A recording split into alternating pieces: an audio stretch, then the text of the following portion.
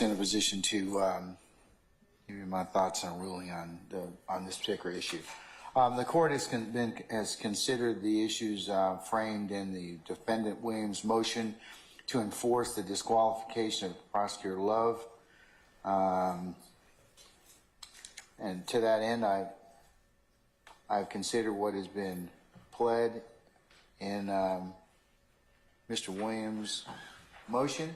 I've also considered the state's response to defendant Jeffrey Williams' April 1st, 2024 motion to disqualify.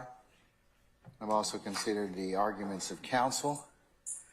I've also taken into account and will take judicial notice of the proceedings to include the transcript of proceedings on, and in particular, 28 and 29 March of 2024.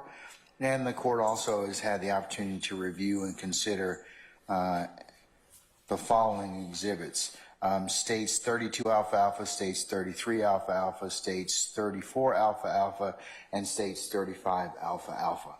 In considering these motions, the court has also considered the defense's three groupings of the examination of Ms. Bennett as it pertains to their assertion that Ms. Love has inserted herself and become an unofficial witness. In regards to this, I have also considered and will consider for purposes of the motion the statements that were made in court on the 28th and 29th of March, even though video was shown to the court. In regards to those, the official transcript will be the record that the court considers. I've also considered the communications between Ms. Bennett, the witness, and purported to be Ms. Love and other members of the staff of the district attorney's office. And then third group of consideration is the communication by telephone at various times between Ms. Love and Ms. Bennett in states 35 alpha alpha. In considering those, the court has also taken a look at the cases that both the state as well as the defense has proffered and invited the court's attention in respect to this issue of Ms. Love and being an unofficial witness. The court is of note considered Bonner, as well as, and Bonner's at 192 Georgia Appeals 721, and also the court has also considered Cantwell versus Kent 254 Georgia at 556, and Scott versus the state 301 Georgia at 764 and 24-6-621, as well as the Georgia Rules of Professional Responsibility.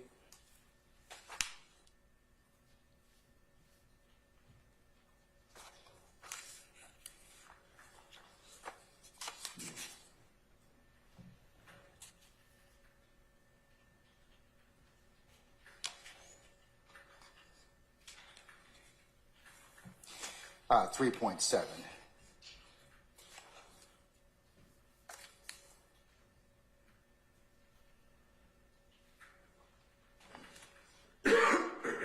To the defense's arguments and assertion in the first grouping that has been brought to the court's attention on March the 28th and March the 29th of 2024, the court has heard some concerns from Mr. Steele saying that those conversations could not be challenged by any other examination than Ms. Love, and has thus asked the court to disqualify her. The court has considered that particular request, and in regards to the colloquy that is had between Ms. Love and Ms.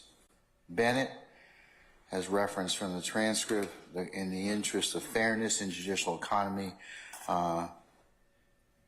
and clarity, the court will unseal the affidavit as it pertains to the material witness warrant that the state sought to comply with to help to facilitate Ms. Bennett's complying with being here as a witness. I will make that available immediately. I will do two things. I will sign an order unsealing that particular affidavit. I will also block out the proprietary information as it relates to Ms. Bennett from that, but Mr. Steele and Mr. Uhalski, I will make the balance of the affidavit in its entirety available, and I believe that that will also provide you with information as to others that may satisfy your concerns in respect to that issue. The second area of communications from the courtroom bench outside the courtroom as it pertains to Ms. Love, I believe that Mr. Uhalski is proffered and stayed in his place, that Chief Investigator Long would be the person, as well as the two victim advocates that can provide information in respect to any communications that may need to be tested or heard of during that particular period as it relates to that issue. And then thirdly, the communications by telephone at various times in states 35 alpha as it relates to Ms. Love and the witness, Ms. Bennett. The court in reviewing those doesn't find anything that would be other than the one advocate's attempts to seek scheduling and pleasantries with the witness. And for those reasons, and applying Bonner and the other cases that the court has cited for purposes of this analysis, I'm going to deny the defense's motion to disqualify Ms. Love. I will also, though, as a caveat to all counsel, just invite you all to just be mindful of witness interviews and the importance of third parties being present for the reasons that our professional code of responsibility tells us, so we don't inadvertently make ourselves as lawyer as witness. So with that, that's the court's ruling.